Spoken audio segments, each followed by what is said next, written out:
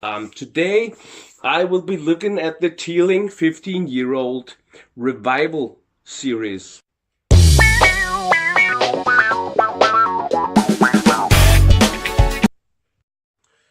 alle dunkeren her. Hello everyone. So today I'll be doing another video and I will be looking at some whiskey. I don't know if you can hear it, but I feel pretty ill today. If possible, I'm even worse off than I was this past Friday. But I actually feel a little bit better than yesterday. So yesterday was really bad. So if my eyes are watering and red and I sound weird, it's just because I'm sick. I hope that this video comes out okay, even though all of this illness, and that I can taste and nose the whiskey right. So, but I thought I would do the video anyway. So just sorry if something goes wrong because of the sickness. Today I will be looking at the Teeling 15-year-old revival series, and this one has rum finish. As you can see, if you remember, I did a video about the Teeling 12-year-old with the Merlot finish, and I liked that a lot. I think I gave it a 9, I think. So quite a high score, but it was absolutely amazing. This one is 46% alcohol, and it is a natural color, and it's not chill filtered. So this is really great, and I'm really looking forward to it. It's a little bit expensive. It costs around 1,000 Danish crowns. I saw it a little bit cheaper somewhere, but the average price was around 1,000 Danish crowns, which is about 100 English pounds and 120 American dollars, something like that, give or take. I tried to find out what that rum finish, what that meant, and I couldn't really come up with a precise answer because I don't know. It didn't really say. Somewhere it said that it had finished in rum casks. Other places it said that on the cask type that it was rum only, and so I don't know actually. But a guess for me would be ex-bourbon cask for a high period of the 15 years, maybe even all of the 15, and then it had finished for some weeks or months in rum cask. That would be my guess. So, but I don't really know. As it is a little bit expensive, my expectations is quite high, and because I also really do like rum, that only adds to the expectations. So I might be really disappointed. But well, let's just get into it. Let's open it and let's do what's the most important stuff. There's by the way, no sponsored content in this video, and everything on this channel is, as always, just my opinion. Today we're using the beautiful Luigi Bormioli nosing glass. I really do love this glass. Yeah. Let me just make sure I don't spill any of this. Yeah, I just dropped the cap, so I'll chance it and just let it be there without the cap on.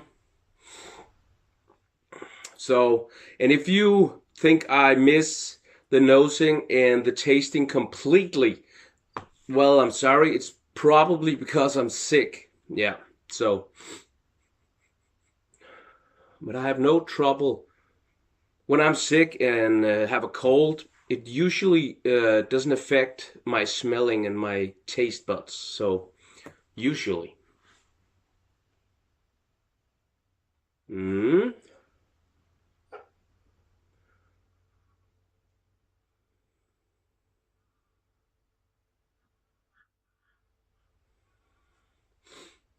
I can say that it does because I really do have trouble with. There's definitely sweetness, but there's also some kind of an alcoholic kick to it. It is 46% alcohol, so, but the Teeling, the other one that I had was if I remember, even stronger, but that had no sharpness from the alcohol. This one does. But there's a lot of fruit. The first one I'm getting is pears, but also apples.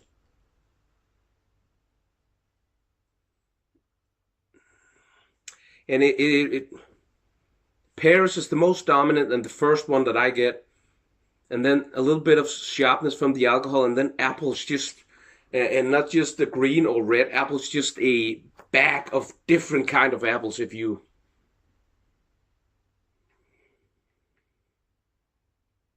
baked apples, even, maybe even also.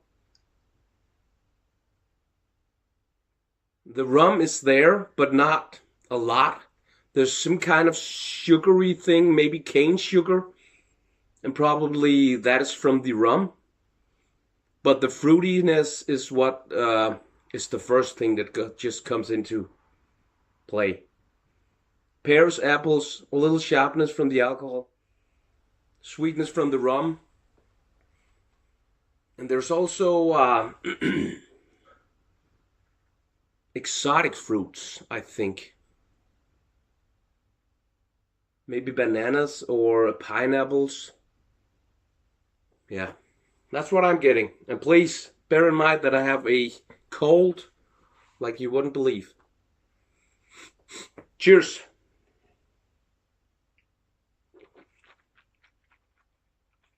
Mm.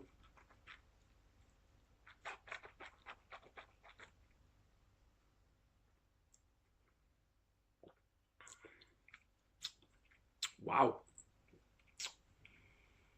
The palate is very powerful and has a lot of sharpness. Way too much for my taste. But in some way, there's a lot of fruit. The rum is a lot more there at the palate than it was in the nose. And then a little bit of, I think it's cane sugar. That's what I'm getting at least.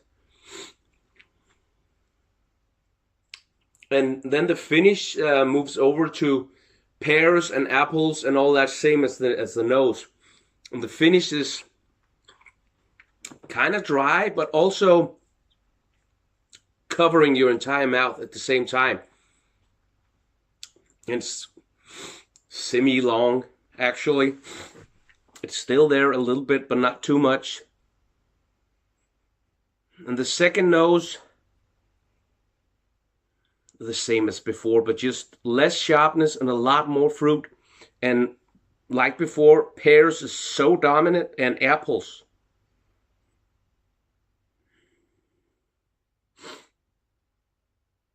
I'm not getting any type of bitterness or oakiness or stuff like that. It's fruit and a little bit of sweetness, cane sugar, and rum influence with sharpness at the palate, a lot of sharpness, but also powerful. There's two different ways, in my opinion, that a whiskey or whatever can be powerful, and that is alcohol-wise and taste-wise.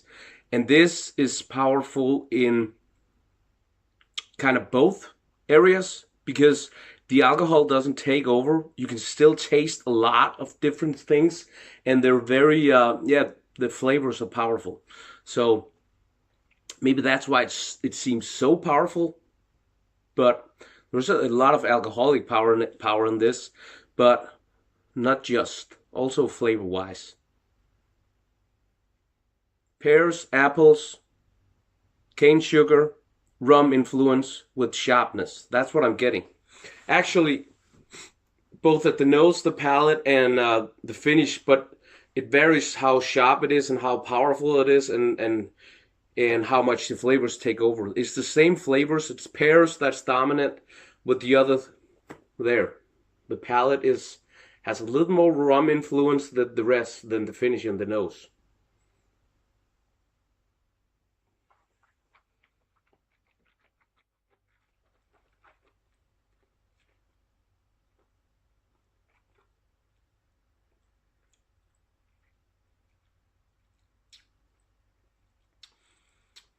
I actually got. It's not as sharp now as the first, of course. It never is.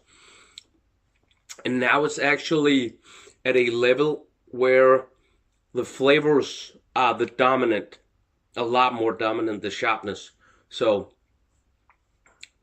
the second time was a lot better, and I actually got a little bit of oak at the palate and a little bit of bitterness also.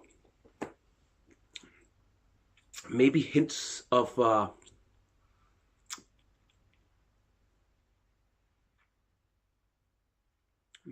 spices, maybe at the finish. So where to put it's definitely not as good as the other one, but it is a good whiskey. It is pricey, 1,000 Danish crowns. It's not cheap, but then again, for a good whiskey, well, yeah. I'll be putting this at 8.5. So for me, the Teeling 15-year-old rum finish is an 8.5. So yeah, there you have it. Thank you for watching. Please like this video if you like what you see. Dislike it if you didn't. And please comment. I will respond to all comments, whether it's an idea to new videos or questions, or just you want to say hi or whatever. I will respond. Please subscribe and check out my Instagram. Give me a follow there as well if you like what you see, and then feel free to share this video with friends and family and whatever.